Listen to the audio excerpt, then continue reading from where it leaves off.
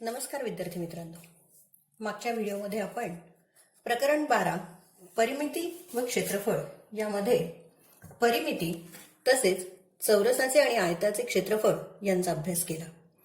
आज आपण बघणार आहोत काटकोन त्रिकोणाचे क्षेत्रफळ.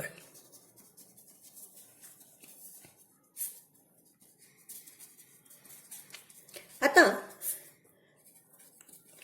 काटकोन त्रिकोणाचे क्षेत्रफळ काढताना या ठिकाणी मी दोन एकाच मापाचे म्हणजे सारख्या आकाराचे हे दोन काटकोन त्रिकोण घेतले आहेत. दिसतायत तुम्हाला? या ठिकाणी हा एक काटकोन त्रिकोण आहे आणि हा एक काटकोन त्रिकोण आहे. एकाच मापाचे मी हे दोन काटकोन त्रिकोण घेतलेत. आता हे जर काटकोन त्रिकोण मी या पद्धतीने जोडले तर काय कुठली आकृती तयार होते मुलांना सांगा बरं एकदा.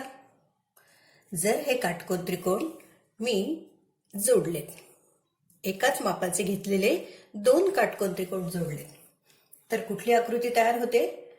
तर अर्थातच आयताची आकृती आपल्याला झालेली दिसते, बरोबर. आता आयताची आकृती जी झाली आहे या आयताचं क्षेत्रफळ आपल्याला तर माहित आहेच, बरोबर. आणि काटकोन त्रिकोण करणाऱ्या या ज्या बाजू आहेत म्हणजे ह्या काटकोन त्रिकोणाचा हा वेगळा केलेला दिसतोय, ही बाजू आणि ही बाजू.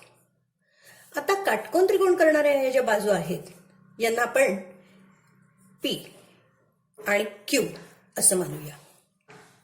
तुम्हाला माहित आहे की आयत तयार झालाय आणि आयताच्या समोरासमोरील बाजू या समान मापाच्या असतात. आता या पद्धतीने आपल्याला या ठिकाणी ही बाजू पी आहे म्हणजे ही पण बाजू काय असणार? पी, कारण आयताच्या समोरासमोरील बाजू ह्या सारख्याच मापाच्या असतात. ही बाजू क्यू आहे म्हणजे ही पण बाजू काय असणार? क्यू, बरोबर. म्हणजे दोन काटकोन त्रिकोण जर सारख्या मापाचे घेतले आणि ते जोडले तर त्यावरून आयताची एक आकृती तयार होते हे आपल्याला दिसतं. मग आयताचं क्षेत्रफळ आपल्याला माहित आहे. आयताचं क्षेत्रफळ काय आहे? आयताचे क्षेत्रफळ बरोबर या ठिकाणी लांबी गुणिले रुंदी हे आपल्याला माहित आहे.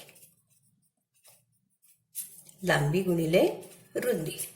आपण या ठिकाणी ही जी लांबी आहे ती आपण मानलेली आहे क्यू आणि या ठिकाणी ही जी रुंदी आहे ती आपण मानलेली आहे पी, बरोबर.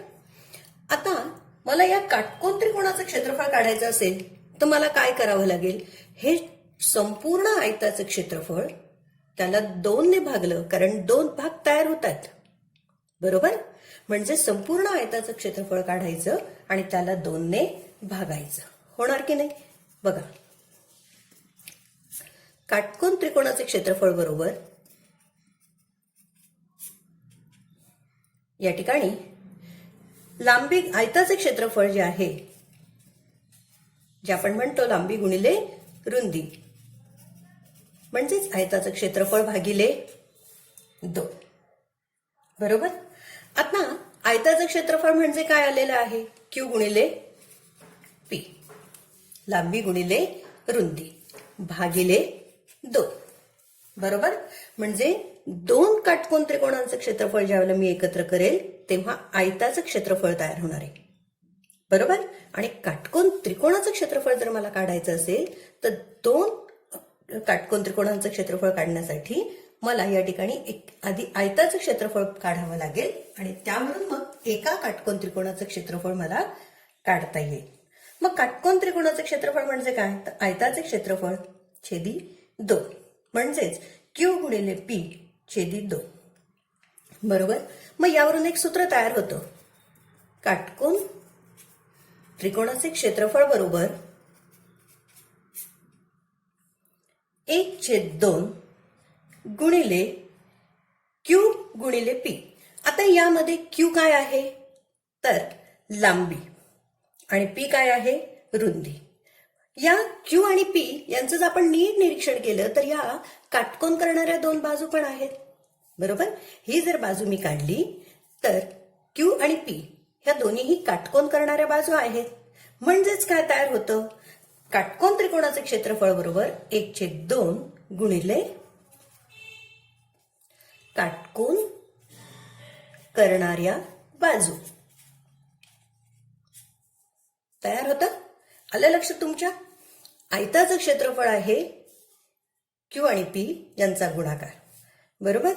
आता या ठिकाणी मला ज्यावेळेला काटकोन त्रिकोणाचं क्षेत्रफळ काढायचं तर मी पी आणि क्यू यांचा गुणाकार करेल आणि त्याला 2 ने भागणार. बरोबर. म्हणजे आयताचं क्षेत्रफळ त्याला 2 ने भागणार. मग काटकोन त्रिकोणाचं क्षेत्रफळ त्यावरून कसं मिळतंय की 1/2 गुणिले पी गुणिले क्यू. काटकोन करणाऱ्या ज्या 2 बाजू आहेत या पद्धतीने ज्या आपल्याला दिसत आहेत या बाजू, काटकोन करणाऱ्या बाजू यांचा मी गुणाकार करणार आहे. बरोबर.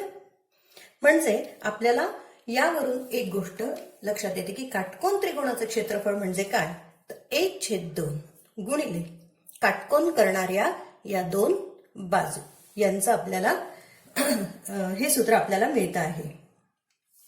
आता मुलांनो, यावरून आपण काटकोन करणाऱ्या किंवा काटकोन त्रिकोणाचे क्षेत्रफळ आपण काढू शकतो. बरोबर. पण फक्त काटकोन त्रिकोणाचंच आपल्याला क्षेत्रफळ काढायचं आहे का, तर नाही. आपल्याला कुठलाही जर एखादा त्रिकोण दिलेला असेल, त्या त्रिकोणाचं जर आपल्याला क्षेत्रफळ काढायचं असेल तर त्यासाठी काय करता येईल बघा. या ठिकाणी काटकोन त्रिकोणामध्ये एक गोष्ट आपण लक्षात घेतली आहे. ही जर बाजू आहे क्यू, ही बाजू म्हणजे काय, तर या ठिकाणी एक बाजू ही पाया घेतली जाते. म्हणजे क्यू ही बाजू काय घेतली जाईल, तर पाया म्हणून घेतली जाते. आणि काटकोन त्रिकोणात या ठिकाणी ही जी दुसरी बाजू आहे ही उंची म्हणून घेतली जाते. येते लक्षात? एक बाजू ही पाया म्हणून घेतली जाते आणि एक बाजू ही उंची म्हणून घेतली जाते. बरोबर. मग जर आपल्याला दुसऱ्या प्रकारचा त्रिकोण दिलेला असेल तर त्याचं क्षेत्रफळ आपण कसं काढणार ते बघूया. आता समजा आपल्याला हा त्रिकोण दिलेला आहे. ज्या वेळेला आपल्याला काटकोन त्रिकोण सोडून एखादा त्रिकोण दिलेला असेल आणि आपल्याला त्याचं क्षेत्रफळ काढायचं असेल तर ते कसं काढणार. आता आपण बघितलं त्या पद्धतीने या त्रिकोणाची एक बाजू पाया म्हणून घेतली जाते. बरोबर. मग आता या त्रिकोणामध्ये एक बाजू म्हणजे आपण ही खालची बाजू आहे ही पाया म्हणून घेऊ आणि त्या बाजूच्या समोरील बिंदूपासून म्हणजे शिरोबिंदूपासून पायावर लंब टाकला जातो आणि तो लंब म्हणजेच त्या त्रिकोणाची उंची असते. अशा पद्धतीने पाया आणि उंची काढली जाते आणि त्यावरून मग त्रिकोणाचं क्षेत्रफळ काढलं जातं. आता मी हा त्रिकोण PQR घेतला. दिसतोय? आता या त्रिकोणामध्ये QR, लेंथ QR हे घेतलं आपण पाया. बरोबर. लेंथ QR या ठिकाणी आपण पाया म्हणून घेतले. आता जो आपण पाया घेतलेला असतो त्याच्या समोरील शिरोबिंदूपासून त्या पायावर एक लंब टाकायचा. म्हणजे या ठिकाणी QR या पायाच्या समोरील शिरोबिंदू आहे P आणि P पासून मी लेंथ QR वर एक लंब टाकते. या ठिकाणी मी हा एक लंब टाकला आहे. मी तो तुम्हाला आणखी टाक करून दाखवते. दिसतोय आता? आता हा PM, त्या बिंदूला मी नाव दिलं M. PM हा मी एक काय टाकलाय, लंब टाकलेला आहे. आणि या लंबामुळे या ठिकाणी इथे पण बघा हे 2 काटकोन त्रिकोण तयार झालेले आहेत. बरोबर. आता लेंथ QR हा पाया आहे आणि लेंथ PM ही काय आहे, तर उंची. या ठिकाणी त्रिकोण PQR मध्ये लेंथ QR हा पाया आहे. समोरील शिरोबिंदूपासून पायावर टाकलेला लंब म्हणजे उंची, म्हणजेच लेंथ PM ही झाली उंची. मग आपल्याला सूत्र माहित आहे. एरिया ऑफ ट्रायंगल PQR बरोबर 1/2 गुणिले आपण आत्ताच बघितलं त्या पद्धतीने पाया गुणिले उंची. आले लक्षात? काटकोन त्रिकोणाचं क्षेत्रफळ काढणं हे आपल्याला सोपं गेलेलं आहे. या ठिकाणी आपण काटकोन त्रिकोणामध्ये काटकोन करणाऱ्या दोन बाजूंचा गुणाकार केला. 1/2 गुणिले काटकोन करणाऱ्या दोन बाजूंचा गुणाकार. समजा काटकोन त्रिकोण नसेल आणि असा जर आपल्याला एखादा त्रिकोण आला तर आपण काय करणार, एक बाजू पाया मानून घेणार आणि त्या समोरील शिरोबिंदूपासून पायावर एक लंब टाकणार. ते म्हणजे त्या त्रिकोणाची उंची. पाया आणि उंची मिळाली की त्यावरून आपण हे सूत्र तयार झालेलं आहे. Area of triangle PQR is equal to 1/2 गुणिले पाया गुणिले उंची. अशा पद्धतीने आपण त्रिकोणाचं क्षेत्रफळ काढू शकतो. आता त्रिकोणाचं क्षेत्रफळ कळालं, यावरून आता आपण काही उदाहरणं बघूया. बघा, सराव संचामधील हे उदाहरण आहे. एका त्रिकोणाची उंची 3.6 सेंटीमीटर आहे आणि पाया 4.8 सेंटीमीटर आहे. तर त्या त्रिकोणाचे क्षेत्रफळ काढा. आपल्याला उदाहरणामध्ये उंची आणि पाया ह्या दोन्ही गोष्टी दिलेल्या आहेत. त्यावरून बघा, मी ही आकृती काढली आहे. हा त्रिकोण ABC. या त्रिकोणामध्ये या ठिकाणी आपल्याला उंची दिलेली आहे, ती आपण लिहून घेणार आहोत. उंची आहे 3.6 सेंटीमीटर आणि पाया आहे 4.8 सेंटीमीटर. म्हणजेच या त्रिकोण ABC मध्ये BC, लेंथ BC हा पाया आहे जो 4.8 सेंटीमीटरचा आहे. या पायावर मी समोरील शिरोबिंदूपासून एक लंब टाकला आणि लंब टाकल्यानंतर या ठिकाणी ती उंची समजली जाते जी 3.6 सेंटीमीटर आहे. म्हणजेच लेंथ AM ही आहे 3.6 सेंटीमीटर. ओके, मग आपल्याला यावरून त्रिकोणाचं क्षेत्रफळ काढायचं आहे. आपल्याला एरिया ऑफ ट्रायंगल ABC बरोबर 1/2 गुणिले पाया गुणिले उंची हे क्षेत्रफळ आता आपण बघितलेलं आहे. मग या सूत्रात आपण किमती टाकणार आहोत. एरिया ऑफ ट्रायंगल ABC बरोबर 1/2 गुणिले पाया आहे 4.8 गुणिले उंची आहे 3.6. बरोबर, म्हणजेच 1/2 गुणिले 4.8 गुणिले 3.6. आता या ठिकाणी आपण या 4.8 ला 2 ने भाग देऊन हे उदाहरण करू शकतो किंवा 1/2 इंटू 4.8 गुणिले 3.6 म्हणजेच 4.8 गुणिले 3.6 यांचा आपण गुणाकार करू शकतो.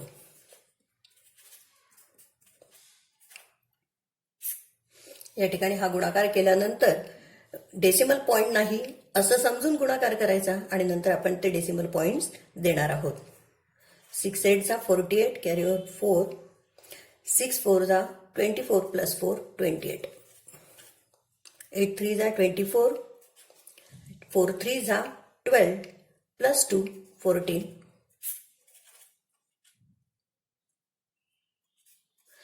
1728.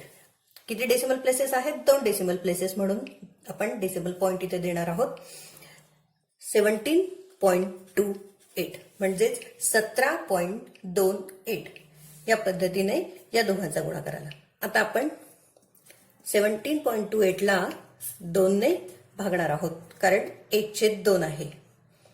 या ठिकाणी डेसिमल पॉइंट नाही असं समजून आपण हा भागाकार करणार. जसं गुणाकार आपण केलेला आहे याच पद्धतीने आपण हा भागाकार देखील करणार आहोत. 2 8 16, 17 मधनं 16 गेले 1, वरून घेतला 2चा, 2 12 आणि वरून 8 घेतला 2 8. तो आलेला आहे 864. डेसिमल प्लेसेस आहेत 2 म्हणून आपण 2 घरं या ठिकाणी डेसिमल पॉइंट देणार आहोत. 8.64 8.64 म्हणजेच एरिया ऑफ ट्रायंगल ABC बरोबर 8.64 चौरस सेंटीमीटर. हे आपलं उत्तर आलं. समजलं उदाहरण? प्रथम आकृती काढून घ्यायची. आकृतीमध्ये आपल्याला आणखी काय काय दिलं आहे त्या गोष्टी लिहायच्या. उदाहरणामध्ये आपल्याला काय दिलं आहे तेही लिहून घ्यायचं.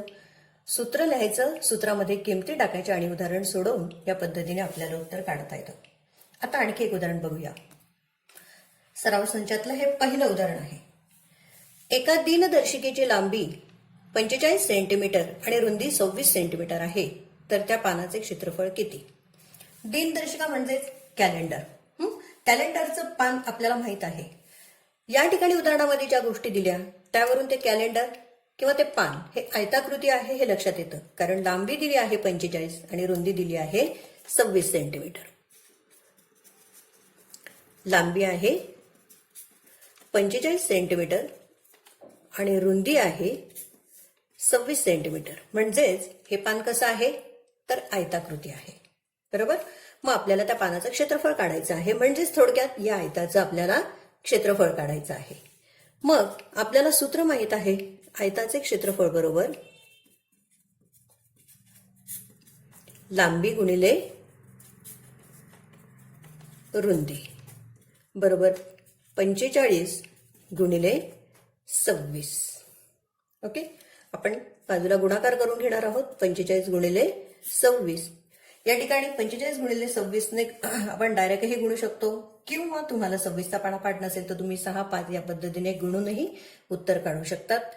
45 गुणिले 26 केल्यानंतर आपल्याला गुणाकार येतोय 1170. या ठिकाणी 1170 हे काय येतील पण चौरस सेंटीमीटर येतील, कारण क्षेत्रफळ हे नेहमी चौरस मीटर, चौरस सेंटीमीटर अशा एककामध्ये लिहिलं जातं. म्हणजेच त्या दिनदर्शिकेची किंवा त्या दिनदर्शिकेच्या पानाचं क्षेत्रफळ किती असेल? दिनदर्शिकेच्या पानाचे क्षेत्रफळ बरोबर 1170 चौरस सेंटीमीटर. या ठिकाणी हे उत्तर असेल. ओके. आणखी एक उदाहरण बघूया. उदाहरण आहे, तिसरे उदाहरण आहे, एका आयताकृती भूखंडाची लांबी 75.5 मीटर आणि रुंदी 30.5 मीटर आहे. त्याचा दर 1000 रुपये चौरस मीटर असल्यास त्या भूखंडाची किंमत किती? भूखंड म्हणजे एक मोठी जागा आहे, जमिनीचा तुकडा आहे. आयताकृती जमिनीचा तुकडा आहे, म्हणून मी या ठिकाणी आयताकृती एक आकृती काढून घेतली आहे. बरोबर. आता आपल्याला या उदाहरणामध्ये काय दिलं आहे? हा जो आयताकृती भूखंड म्हणजे आयताकृती जमिनीचा तुकडा आहे, त्याची लांबी आहे 75.5 मीटर आणि त्याची रुंदी आहे 30.5 मीटर. आणि त्यांनी म्हटलंय की दर दिलेला आहे जो आहे 1000 रुपये चौरस मीटर. दर म्हणजे काय तर त्या भूखंडाची किंमत. त्या भूखंडाची किंमत ही एका चौरस मीटरला 1000 रुपये एवढी आहे. म्हणजे हा जो भूखंड आहे, मी इथे हा भूखंड काढून घेतला PQRS. याची लांबी आपण घेतली आहे 75.5 आणि याची रुंदी घेतली आपण 30.5. आणि या चौरस आयताकृती भूखंड जो आहे तर याचा दर, याचा रेट किंवा याची किंमत ही एका चौरस मीटरला 1000 रुपये आहे. आणि आपल्याला विचारलं काय आहे? भूखंडाची एकूण किंमत किती, म्हणजे या संपूर्ण भूखंडाची किंमत किती. मग संपूर्ण भूखंडाची किंमत काढण्यासाठी आपल्याला आधी संपूर्ण भूखंडाचं क्षेत्रफळ काढावं लागेल. ते किती चौरस मीटर आहे हे आपल्याला आधी काढून घ्यावं लागेल. बरोबर. ते आयताकृती आहे म्हणून आपण आयताचं क्षेत्रफळ काढूया. आपल्याला माहित आहे आयताचे क्षेत्रफळ बरोबर लांबी गुणिले रुंदी. मग या सूत्रामध्ये आपण किंमत घालूया. लांबी आहे 75.5 मीटर आणि रुंदी आहे 30.5 मीटर. बरोबर. 75.5 गुणिले 30.5.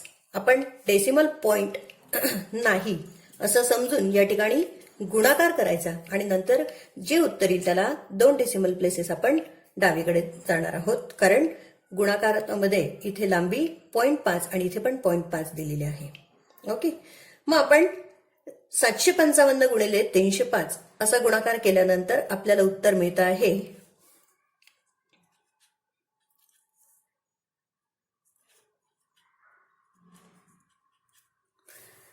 या ठिकाणी 2,30,275.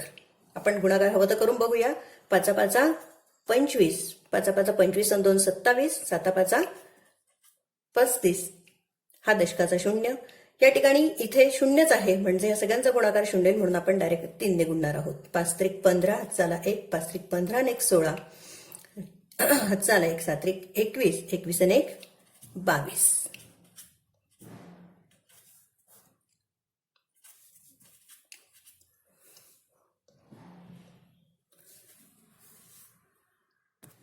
या ठिकाणी 5 लिहिले गेले होते चुकून.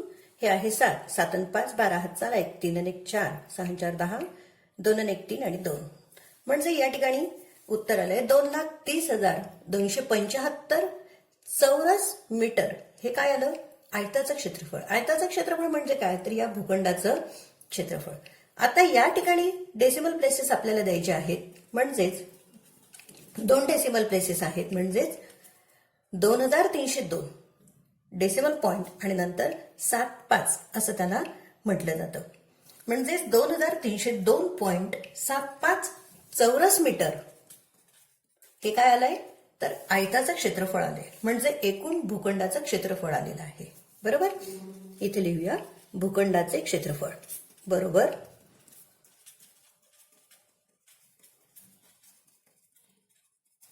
आता आपल्याला त्यांनी काय म्हटलं आहे की या भूखंडाच्या क्षेत्रफळामध्ये त्यांनी आपल्याला किंमत दिली आहे की त्याचा दर 1000 चौरस मीटर आहे.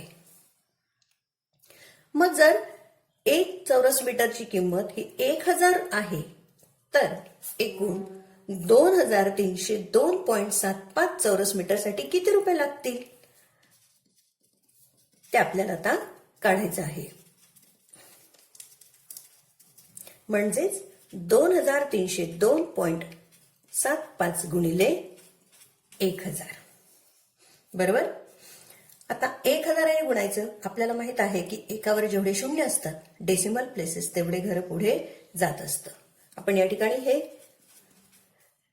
2 डेसिमल प्लेसेस आहेत आणि एकावर 3 शून्य, आपल्याला 3 घर उजवीकडे जायचं आहे, तिसरं घर नाही, म्हणून आपण तिथे काय देणार आहोत? 1 शून्य देणार आहोत. म्हणजेच या ठिकाणी 23,02,750 ही एकूण भूखंडाची किंमत झालेली आहे. भूखंडाची किंमत बरोबर 23,02,750 रुपये. आलं लक्षात? या ठिकाणी आपल्याला आयताकृती भूखंड म्हणून आपण लांबी आणि रुंदी दिलेली आहे, त्यावरून क्षेत्रफळ काढलं, भूखंडाचा एरिया काढला आणि त्यानंतर आपण दर दिला आहे त्यावरून त्या भूखंडाची एकूण किंमत काढली. आता आणखी एक उदाहरण बघूया. पुढचं उदाहरण आहे, शेजारील आकृतीत दाखवल्याप्रमाणे असलेल्या आकृतीची परिमिती आणि क्षेत्रफळ काढा. आता आपल्याला एक आकृती दाखवली आहे. पुस्तकामध्ये पण तुम्हाला या सराव संचामध्ये हे शेवटचं उदाहरण आहे. पुस्तकामध्ये तुम्हाला ही आकृती व्यवस्थित आणखी बघता येईल. ही जी आकृती दिली आहे या आकृतीची आपल्याला प्रथम परिमिती काढायची आहे आणि आकृतीमध्ये जे काही माप दिले त्यावरून प्रत्येक बाजू ही सारखी आहे. आकृतीतील प्रत्येक बाजू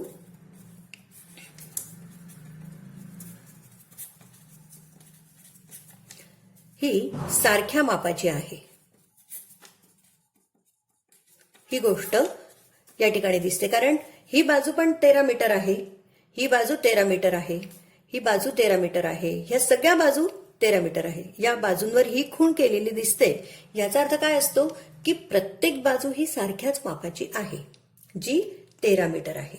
म्हणजे आकृतीतील प्रत्येक बाजू ही 13 मीटर अशाच पद्धतीची आहे. ओके. आपल्याला प्रथम काय काढायची आहे? आकृतीची परिमिती काढूया. आता कुठलीही आकृती दिली आणि तिची जर आपल्याला परिमिती काढायची असेल तर आपल्याला एक गोष्ट माहित आहे की सर्व बाजूंची बेरीज. बरोबर. या ठिकाणी ह्याही आकृतीची परिमिती आपल्याला काढायची असेल तर तिच्या सर्व बाजूंची काय करावी लागेल? बेरीज करावी लागेल. म्हणजे बघा, ही 13, ही 13, ही 13 या पद्धतीने सगळ्या बाजूंची आपल्याला बेरीज करावी लागेल. म्हणजे आपण प्रथम काय काढू की एकूण बाजू किती आहेत ते बघूया. आकृतीच्या एकूण बाजू आणि त्या बाजूला 13 ने गुणलं की आकृतीची परिमिती येईल. एकूण बाजू आहेत या ठिकाणी 1, 2, 3 4 5 6 7 8 9 10 11 आणि 12. आकृतीच्या एकूण बाजू किती आहेत? 12 आहेत. बरोबर. आणि प्रत्येक बाजूची म्हणजे एका बाजूची लांबी किती आहे? तर 13. म्हणून आकृतीची परिमिती बरोबर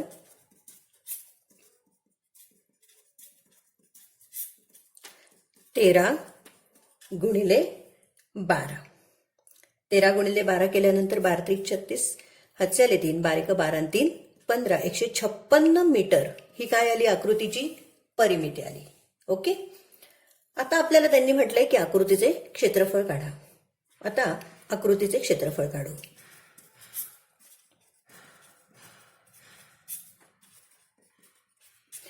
आता ही जी आकृती आहे या आकृतीमध्ये एक गोष्ट आहे की सर्व बाजू समान मापाच्या आहेत. मग या आकृतीमध्ये एकूण चौरस पण तयार होतात, कारण सर्व बाजू समान आहेत आणि चौरसाच्या सर्व बाजू समान असतात. म्हणून आपण काय करूया, या आकृतीमध्ये किती चौरस तयार होतात ते प्रथम काढू. बघा,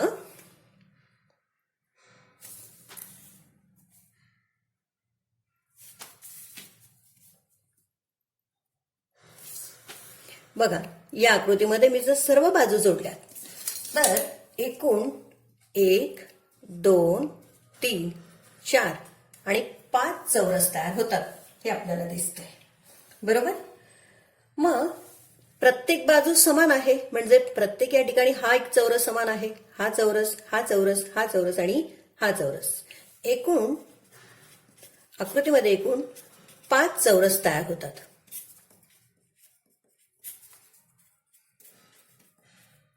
बरोबर. मग आपण एका चौरसाचं क्षेत्रफळ काढू आणि त्याला 5 ने गुणलं की टोटल आकृतीचं क्षेत्रफळ आपल्याला मिळेल. म्हणून प्रथम एका चौरसाचे क्षेत्रफळ काढू.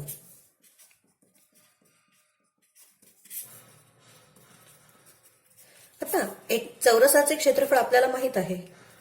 चौरसाचे क्षेत्रफळ बरोबर बाजू गुणिले बाजू किंवा बाजूंचा वर्ग.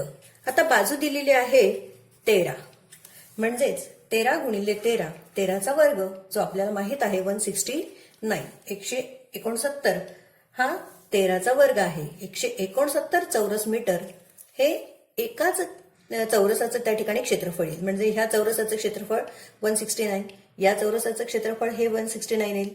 असे किती चौरस झालेत? 5 चौरस झालेत. बरोबर. मग एका चौरसाचं क्षेत्रफळ 169 तर 5 चौरसाचे क्षेत्रफळ बरोबर 169 इंटू 5 म्हणजे 169 गुणिले 5.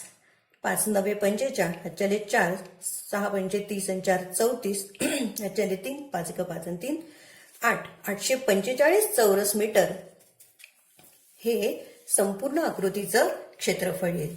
मग आकृतीचं क्षेत्रफळ बरोबर 845 चौरस मीटर. अशा पद्धतीने आपल्याला आकृतीचं क्षेत्रफळ देखील काढता येईल. प्रथम काय केलं आपण, आकृती होती तिची प्रत्येक बाजू समान होती, तिची परिमिती आपण काढून घेतली म्हणजे सर्व बाजूंची बेरीज. आपण एकूण बाजू मोजून घेतल्या ज्या होत्या 12. एक बाजूची लांबी होती ही 13 मीटर, त्यामुळे आपण 12 बाजू होत्या म्हणून 13 गुणिले 12 156 मीटर हे ह्या आकृतीची परिमिती आली. त्यानंतर आपण आकृतीचं क्षेत्रफळ काढलं. क्षेत्रफळ काढण्यासाठी आपण काय केलं तर आकृतीची प्रत्येक बाजू समान म्हणून आपण चौरस किती तयार होतात हे काढलं. एकूण 5 चौरस तयार झालेत. मग एका चौरसाचं क्षेत्रफळ आपण प्रथम काढून घेतलं. ते आलं बाजू गुणिले बाजू बरोबर 169, 169 चौरस मीटर. असे 5 चौरस होते म्हणून 169 गुणिले 5 बरोबर 845 चौरस मीटर हे या आकृतीचं क्षेत्रफळ आलं.